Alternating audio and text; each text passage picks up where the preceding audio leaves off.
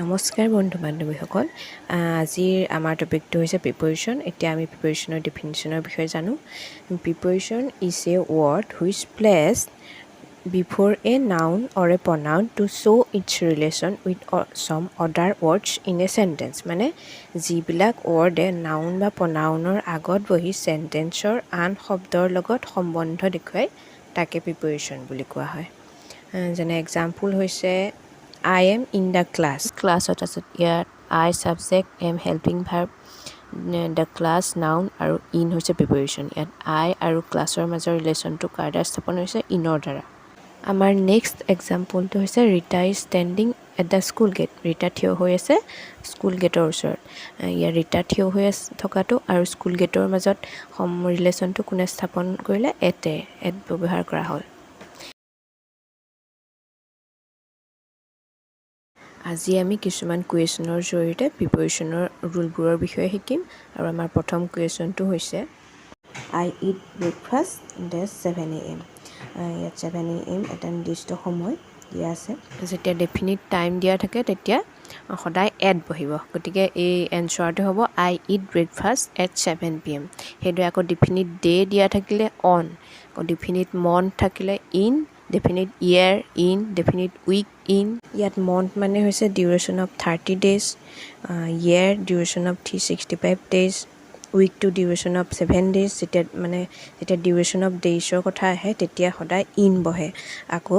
যেতিয়া ডেট নিৰ্দিষ্ট তাৰিখটো যেতিয়া কুৱেশ্যনত দিয়া থাকিব তেতিয়া প্ৰিপ'জিশ্যন অন বহিব যেনে 15 আগষ্ট এতিয়া ইয়াৰ এক্সাম্পলবোৰ চাই লওঁ আমি প্ৰথম এক্সাম্পলটো হৈছে I will meet you at 6 o'clock যিহেতু 6 o'clockটো এটা ডেফিনিট টাইম নিৰ্দিষ্ট টাইম সেইকাৰণে ইয়াৰ আগত এড বহিছে আকৌ ছেকেণ্ডটো হি উইল কাম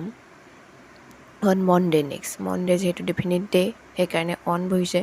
আকৌ it was very cold in January যিহেতু ডেফিনিট মন্থ সেইকাৰণে তাৰ আগত ইন বহিলে আকৌ হি ৱাজ বৰ্ণ 1996 যিহেতু 1996 এটা নিৰ্দিষ্ট বছৰ হয় সেইকাৰণে তাৰ আগত ইন বহিছে আকৌ I shall meet in second week of July ইয়াত যিহেতু ডেফিনিট উইকৰ কথা কোৱা হৈছে সেইকাৰণে প্ৰিপ'জিশ্যন ইন ব্যৱহাৰ হৈছে এণ্ড নেক্সট এক্সাম্পলটো হৈছে I shall go on 23rd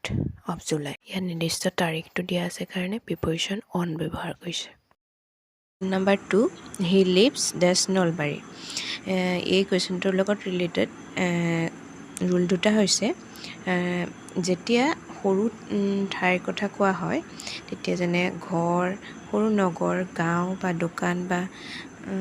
তেনেকুৱা সৰু ঠাই তেতিয়া তাৰ আগত এড বহে আৰু যেতিয়া ডাঙৰ ঠাই যেনে ৰাজ্য দেশ ডাঙৰ চহৰ আদিৰ কথা কোৱা হয় তেতিয়া তাৰ ক্ষেত্ৰত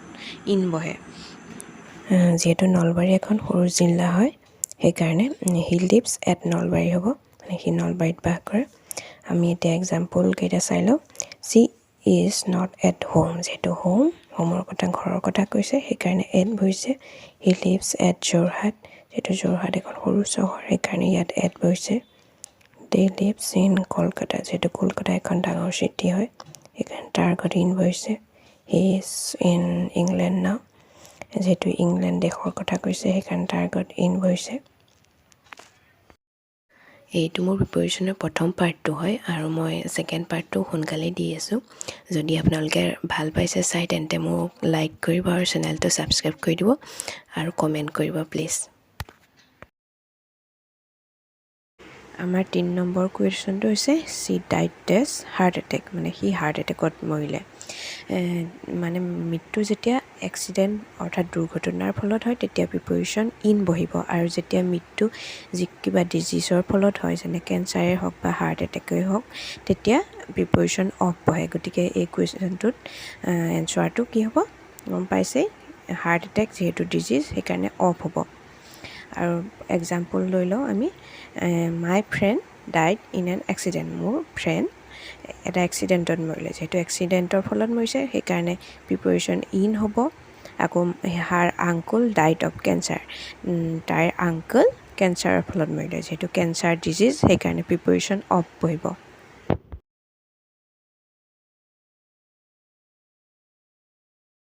কুৱেশ্যনটো হৈছে question number 4 cut the apple does a knife মানে এপলটো চুৰিৰে কাটা এতিয়া যেতিয়া টুল ৱেপন বা ইনষ্ট্ৰুমেণ্ট আদি দিয়া থাকে তেতিয়া সদায় প্ৰিপ'জিশ্যন উইথ ব্যৱহাৰ হয় অৰ্থাৎ যেতিয়া সঁজুলি হাথিয়াৰ বা অস্ত্ৰ বা মৰণাস্ত্ৰ মানে যিটো ব্যৱহাৰ কৰি কামটো কৰা হয় সেইটো দিয়া থাকে তেতিয়া প্ৰিপ'জিশ্যন উইথ ব্যৱহাৰ হয় আৰু যোনে মানে কামটো কৰে তাৰ আগত বাই ব্যৱহাৰ হয় যোনজনে কামটো কৰে যেনে এক্সাম্পল ধৰা হওক C always right with a pencil তাই সদায় এডাল পেঞ্চিলে লিখে যিহেতু পেঞ্চিল এটা ইনষ্ট্ৰুমেণ্ট সেইকাৰণে উইথ ব্যৱহাৰ হৈছে আকৌ চিক this is the gun with which she was murder এইটো সেইটো গান যাৰ দ্বাৰা মানে তাইক মৰা হৈছিল যিহেতু গানটো এটা মৰণাস্ত্ৰ হয় সেইকাৰণে এই ক্ষেত্ৰত প্ৰিপ'জিশ্যন উইথ ব্যৱহাৰ হৈছে সেইদৰে আকৌ he kill the snake with a stick মানে স্নেকটো এডাল এছাৰিয়ে মাৰিলে যিহেতু এছাৰি এটা ইনষ্ট্ৰুমেণ্ট বা টুল সেইকাৰণে এই ক্ষেত্ৰত প্ৰিপ'জিশ্যন উইথ ব্যৱহাৰ হৈছে আমাৰ নেক্সট কুৱেশ্যনটো হৈছে the book does the table is mine মানে টেবুলত থকা বুকখন মোৰ এতিয়া ৰুলকেইটালৈ আহোঁ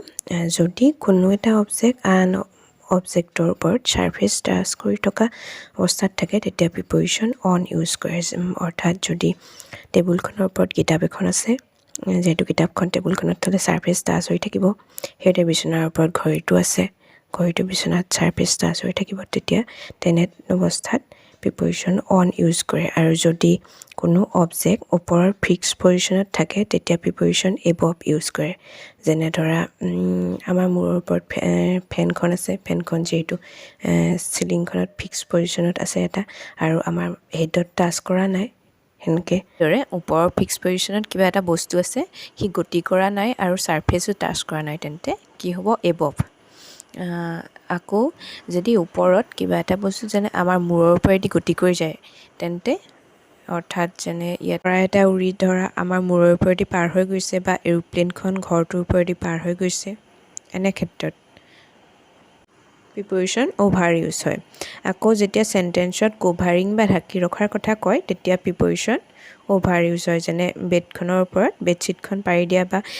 টেবুলখনৰ ওপৰত টেবুল ক্লথখন পাৰি দিয়া এনে ক্ষেত্ৰত প্ৰিপ'জিশ্যন অভাৰ ইউজ হয়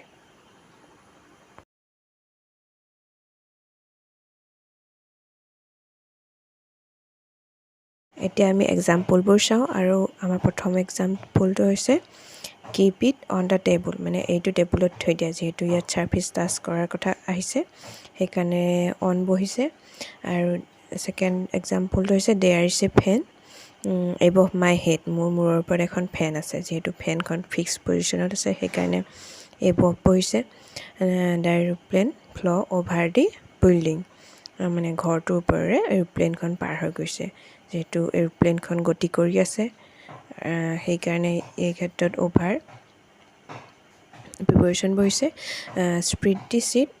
অভাৰ দ্য বেড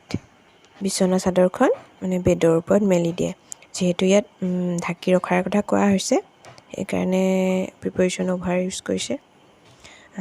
আজিলৈ মোৰ ভিডিঅ'টো ইমানতে সামৰণি মাৰিছোঁ আৰু নেক্সট খণ্ডটো মই আকৌ সোনকালে আনি আছোঁ যদি আপোনালোকে ভাল পাইছে তেন্তে নিশ্চয় পিছৰটো চাব থেংক ইউ